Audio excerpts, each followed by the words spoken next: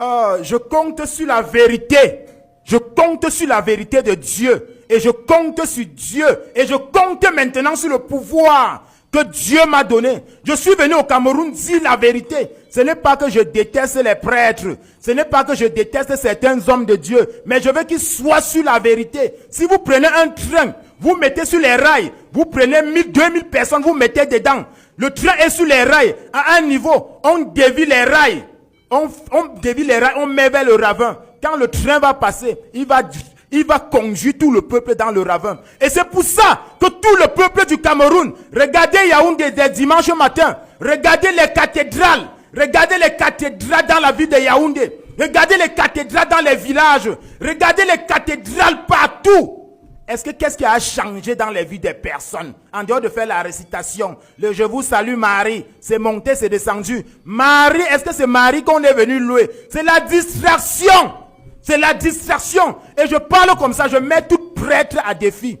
Je mets tous ceux qui utilisent cette magie à défi. S'ils veulent une confrontation, on se confronte. Et je leur dis que voici ce que vous faites. Arrêtez de détruire le peuple de Dieu. Je mets tous ces petits prêtres. Arrêtez de conduire le peuple de Dieu.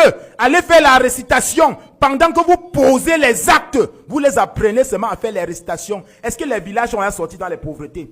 Non, homme de Dieu. Est-ce que regardez Yaoundé, regardez Kouaban, regardez Essos, regardez Messassi, il y a les cathédrales. Est-ce que la jeunesse ne cesse de souffrir? Est-ce que les routes sont arrangées? Est-ce que la jeunesse ne cesse de souffrir? Est-ce que les prix des choses n'augmentent pas? Les produits alimentaires ont augmenté. Les impôts ont augmenté. Tout a augmenté. Les écoles ont augmenté.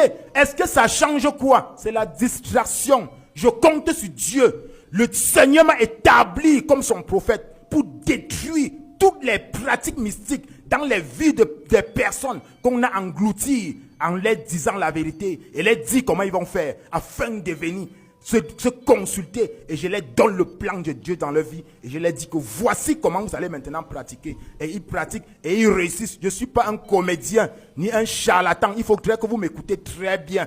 C'était un peu ça la réponse. Voilà, parce que je pense qu'il faut qu'on entre dans le vif du sujet afin que les auditeurs essayent de comprendre vraiment comment on détruit les gens. Parce que, sachez, c'était juste une petite entre parenthèses pour que j'essaye un peu de vous édifier. Pour que j'essaye de vous édifier. Vraiment, il fallait que j'essaye de vous édifier. Afin que vous compreniez aussi la vérité. Parce qu'aujourd'hui, comme je l'ai si bien dit, je vais encore entrer dans les profondeurs. La dernière fois, je vous ai expliqué le vampirisme. Aujourd'hui, je vous explique comment on vous empoisonne, comment les sorciers se transforment pour vous empoisonner, empoisonner vos repas la nuit, afin que vous souffriez et que les gens meurent. Et avant qu'elle n'entre dans le vif du sujet, à travers les versets bibliques, parce que elle serait dans 2 Rois, chapitre 4, versets 38, 39, 40 et 41. Et elle va rentrer dans Exode 10, versets 8, 9 et 10. Et je vais, versets 8 et 9 et 10. Et je vais comme ça rappeler aux auditeurs. Envoyez vos messages, parce que je vais lire vos messages.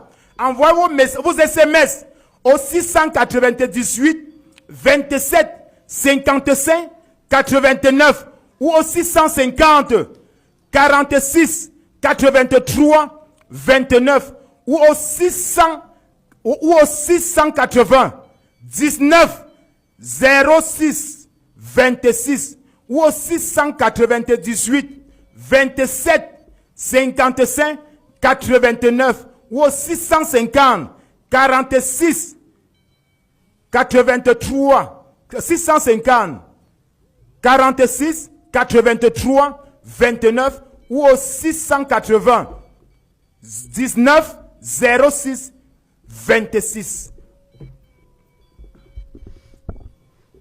Merci, homme de Dieu.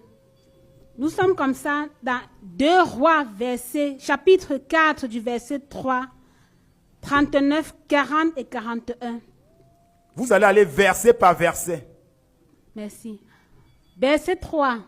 Et il dit, va demander au dehors des vases chez tous tes voisins des vases vides et n'en demande pas un petit nombre. Je dis 2 Rois, 2 Rois, 2 Rois. 2 Rois, verset, chapitre 4. 2 Rois, chapitre 4. Vous êtes verset combien? Verset 3. Non, je n'ai pas dit verset 3. Verset 38. Verset 38, 39, 40 et 41. Merci. Merci, homme de Dieu. Au verset 38, Élisée revint à Gilgal et il y avait d'une famine dans le pays. Comme les fils des prophètes étaient assis devant lui, il dit à son serviteur, mets le grand pot et fais cuire un potage pour les fils des prophètes. Très bien. Élisée revient. Ils avaient faim. Il dit, prends le potage et on fait cuire. Ils avaient faim. Prends le potage, on fait cuire quelque chose. C'est la même manière, suivez la révélation qui est derrière. C'est la même manière que vous voyez des personnes. Ils partent faire les marchés. Ils prennent les nourritures, ils mettent dans leur maison. Ils prennent les argent, ils mettent dans la maison. Etc. Ils préparent la nourriture. Ils préparent leur nourriture. Maintenant, ils prennent les enfants. Ils s'asseyent à table. Ils mangent normalement. Ils mangent normalement sans penser à quelque chose. Sans penser à un malheur qui peut les arriver dans la vie. Les gens parlent des choses qu'ils ne maîtrisent. Les gens parlent simplement des choses qu'ils ne maîtrisent pas. Il faudrait que les gens parlent des choses qu'ils maîtrisent. Aujourd'hui, je suis entré juste pour vous expliquer le mysticisme, tout ce qui est caché derrière. Il faudrait que vous compreniez. C'est de la même manière que vous prenez vos nourritures, vous préparez. Suivez alors maintenant, après avoir préparé parce que vous avez faim, ce qui se passe. Verset 39. L'un d'eux sortit dans les champs pour cueillir des herbes. Il trouva de la vigne sauvage et il cueillit des coloquintes sauvages pleins. Son vêtement, quand il rentra, il les coupa en morceaux dans le pot où était le potage, car on ne les connaissait pas. Traversez, continuez. Verset 40. On servit à manger à ces hommes, mais dès qu'ils eurent mangé du potage, ils s'écriaient, la mort est dans le pot, l'homme de Dieu, et ils ne purent manger. Quand ils furent manger la nourriture qu'ils ont préparée dans leur maison, quand ils furent manger le gibier qu'ils sont venus avec, quand il fut manger ce que son mari l'a apporté, quand il fut manger ce que sa femme l'a apporté, quand il fut manger ce que sa fille l'a préparé, il cria, la mort est dans le pot. La mort est dans le pot. Comment la mort se trouve dans le pot? Comment la mort se trouve dans le pot? C'est parce que des personnes aujourd'hui ne savent plus comment se confier en Dieu, se confier aux prophètes de Dieu, afin que les prophètes les disent comment protéger, comment leur donner les armes spirituelles, comment travailler sur eux, comment les traiter, comment les guider, afin qu'ils puissent protéger tout ce qui est dans leur maison. Parce qu'aujourd'hui, dans le monde mystique, il y a des sorciers kamikazes. Il y a des personnes dans le monde mystique aujourd'hui qu'on les transforme en lézards. Vous allez regarder souvent dans votre maison.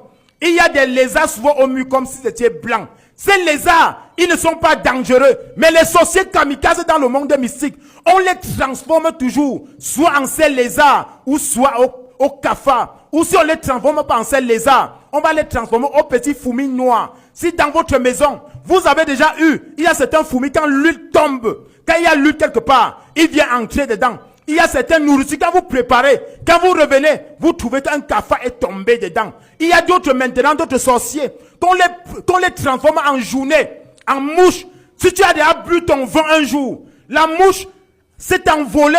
Il a laissé tout le vide qui est dehors. Il est venu chercher un petit trou de la bouteille pour tomber à l'intérieur. Sache qu'à partir de cet instant, tu as été victime de la sorcellerie. Mais comment ça, prophète? Parce que les gens ne comprennent pas.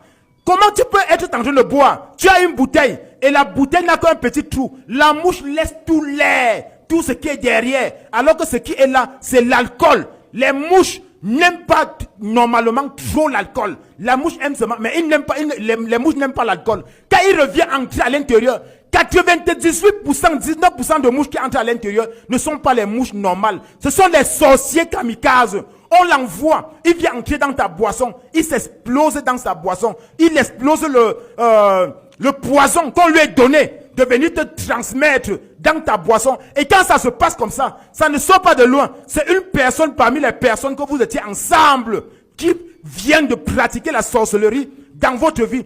Et c'est comme ça que ça se passe aussi dans la même maison, dans les maisons que les gens vivent à l'intérieur. Vous allez voir, des personnes préparent la nourriture. Quand ils se réveillent le matin, ils ont mangé, ils sont morts tous la nuit. On vient dans la nourriture, on trouve les lézards blancs qui sont au mur. Au fait, ces lézards ne sont pas dangereux, mais c'est l'esprit des sorciers qui se transforment en ces lézards-là pour venir entrer dans la sauce, exploser le poison là dans la sauce, afin que ça tue les gens, comme vous voyez là. Mais comme les gens ne comprennent rien sur le plan spirituel, ils ne comprennent que sur le plan physique, ils commencent à dire partout dans les réseaux sociaux, partout, qu'il y a certains lézards qu'il faut éviter. Il y a tel jour qu'il faut éviter. Ce lézard n'est pas un problème. C'est celui qui